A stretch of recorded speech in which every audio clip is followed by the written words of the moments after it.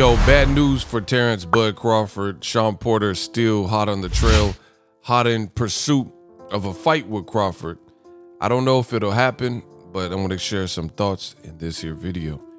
What up, Fight World? It's your boy Ego, and I'm back with some more boxing. Make sure you smash the like button. Also, subscribe to my channel for the latest and greatest in boxing. If you want to become part of the gang, you know what to do. Shawn Porter had an interview with Ak and Barack, and I'm going to quote some of his quotes, or read some of his quotes, and share some of my thoughts. Shawn Porter says, when asked what fight that he wants, like name a fight that he definitely wants or absolutely wants, and Shawn Porter replied, "It's Terence Crawford. I've not given up on that fight." Porter continues, "I've had conversations with my dad who said, go get that fight. That's the fight for me. So my dad is working." End quote. So there you have it. Shawn Porter lets it be known. Now, the whole Shawn Porter Terence Crawford fight has kind of evolved. You know, at one point it sounded like, oh, we're friends, so we don't see if that fight will happen. But, you know, things change. And Shawn Porter has kind of, over the course of time, he's kind of been a little bit more adamant until we're getting to this point, and it's a full-on call-out. Before, you know, I think Shawn Porter was trying to be diplomatic, and then maybe some of the things that Crawford's team, not necessarily Crawford directly, but I know he has team members like Bernie, who trains out of his gym, holds the mitts for him, and does different things at different times. And he said Shawn Porter would get destroyed and knocked out by Terence Crawford. So maybe hearing certain things like that from close representation and Team Crawford people has amped Shawn Porter up to the point where he's like, all right, you know, it's a business. Me and Crawford are cool, but this is what I'm going after, and I'm not gonna beat around the bush and, you know, be diplomatic and say, oh, if he wants it, because that's the evolution that I've seen. You know, before he would say like, oh, I gotta talk to Crawford first and we'll see how it goes. And Shawn Porter did reveal in a past interview that he did have a conversation with Crawford, and, you know, Crawford said he had other things brewing, presumably a fight that his team was talking about, which never panned out, which was Manny Pacquiao, possibly in Qatar. And he ended up fighting Kell Brook as a result of not getting the Pacquiao fight. Now, the reason I say bad news for Terence Crawford is if you look at the situation with Crawford, the room is getting smaller and smaller.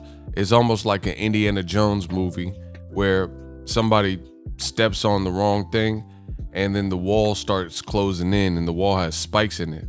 So if you don't get out of the room, you know, the wall will crush you.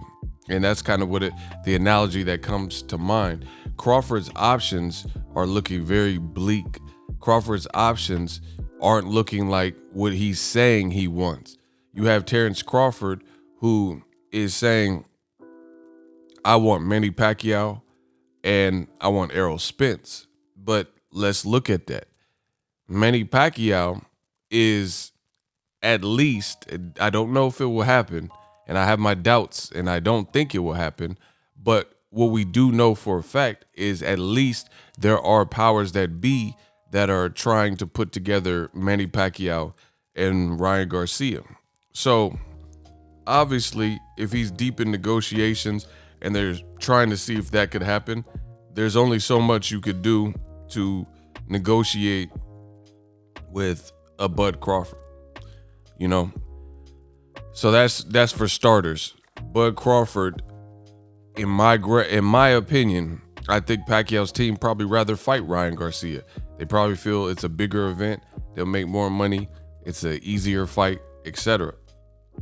So I could easily see Pacquiao's team pushing for the fight. Will it happen? That remains to be seen. But then you got Errol Spence. I did a video about it. Make sure you guys check the channel for the latest and greatest. Errol Spence outsold Canelo Alvarez in Texas in December in a pandemic. That's impressive. He outsold him. So it shows you there's changing of the guards. You know, Canelo, some of the opponents he's selecting and stuff is not resonating, at least with American audiences, right? And that's where he's been fighting. You know, he's not fighting UK fighters in the UK. He's fighting them in America. So it shows that he still has popularity, but at the same time, his popularity is dwindling and is waning. And to make that even deeper, you got to look at the situation. Manny Pacquiao just got stripped or became a champion in recess, and they elevated Yordenis Ugas of Cuba, and they elevated him to the Super WBA. So again, this is why I'm saying bad news for Terence Crawford, because the guys he's saying that he really is down to fight and wants to fight, and I guess you could say is pursuing verbally, don't look like those fights are going to happen. Pacquiao seems to be occupied, at least for the time being, with Ryan Garcia. That looks like the energy he's on. And then you have Errol Spence, who basically posted a subliminal the day Ugas got elevated to the WBA super champion. Now you look at it, Spence versus Ugas, these are two guys that are on the same network, on the same platform, and Errol Spence is a dog. He's looking for big opportunities and big fights and a chance to collect another belt. Listen, mark my words. Errol Spence versus Terence Crawford will not happen before a fight like you guys, because it makes zero sense to not be Thanos and collect another Infinity Stone should you beat you guys, which is a ready-made, respected fight that you can make without splitting the pie with Top Rank, without splitting the pie with Terence Crawford, etc. Especially when Terence Crawford has him and his team have spoke out. So I don't know if Errol, you know, sometimes fights get to the point where when you badmouth and trash talk somebody or say this and this, I get it, it's a competitive sport, but at the same time, people aren't going to be rushing to see you do well or do you any favors, if that makes any sense. So based on what Terence Crawford has said and his team has put out, and calling Errol Spence an alcoholic and bringing up the DUI and all that, why would Errol Spence, when he has an opportunity to fight a champion, again, a respected guy like you guys, in a fight where he'll definitely command the lion's share? Like, you guys, see, you got to look at the whole picture in its entirety. You guys is not, to my knowledge, tripping like Crawford. Like, he's not going to say, oh, I want 60-40, I get 60%. A guy like you guys is going to know your role like The Rock say. He's going to know his position. He's probably not going to expect 50-50. He's not going to expect 60-40. So just off rip, it becomes, on top of the fact that these are both PBC fighters, it becomes a fight that is way easier to facilitate. You have the B-side opponent noticing he's the B-side, playing his role, and not expecting 60% his way, or even 50-50 when he doesn't have the stature or the names or the amount of belts as Errol Spence. So that, coupled with the fact that they're both aligned with the same advisor, that just seems like a way easier fight to get off the ground. Then you have Terence Crawford, who's saying 50-50 or 60-40 my way, with me getting the lion's share, but his own promoter is currently throwing him under the bus in recent memory, saying, I'm losing money on this kid. So it doesn't look good for Crawford. We'll see what his next move is and what he decides to do. They said his contract should be up this year in October, but it's not looking good. It's looking like the Shawn Porter fight is something you should really pursue. But even in that, his promoter currently, his current promoter, Bob Arum, has only offered Shawn Porter $1 million. Shawn Porter has already been candid. I've also had a conversation with Kenny Porter personally, off record, and he said more of the same thing. They're not taking that fight for $1 million. That the valuation of that fight should be more than $1 million. And I agree with that. Shawn Porter Look at his resume. He got a better resume than Crawford. He's a good fighter. He doesn't have a belt, but at the same time, nobody that Crawford fought at welterweight had a belt except for Jeff Horn. And realistically, he should, in my opinion, he shouldn't even had a belt because I thought he lost to Pacquiao. So there's that. So we'll see what it is. Shawn Porter, you know, he has a rugged style for anybody at welterweight. He gave Errol Spence a tough fight. I love the fight. I don't know if it's going to happen because, again, Crawford's, your expectations and your reality, sometimes they're not the same.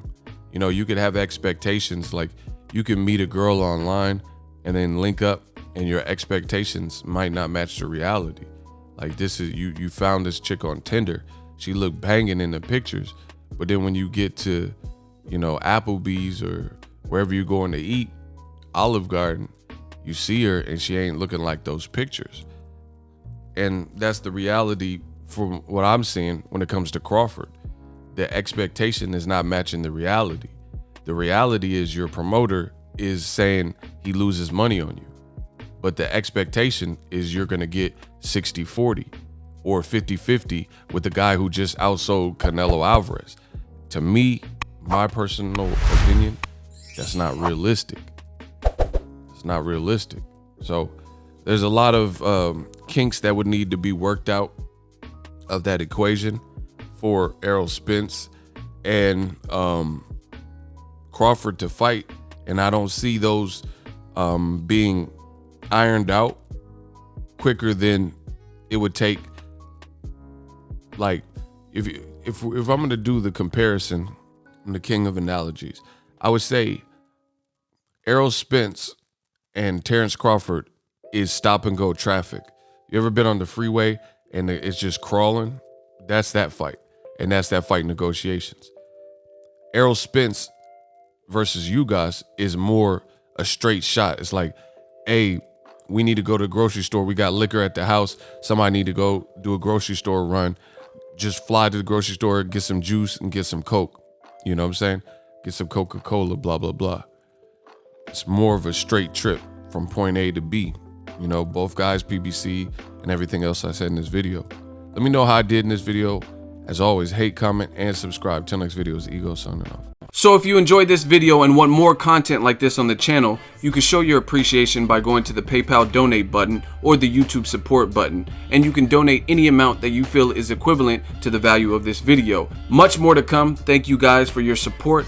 Boxingego, the future of boxing.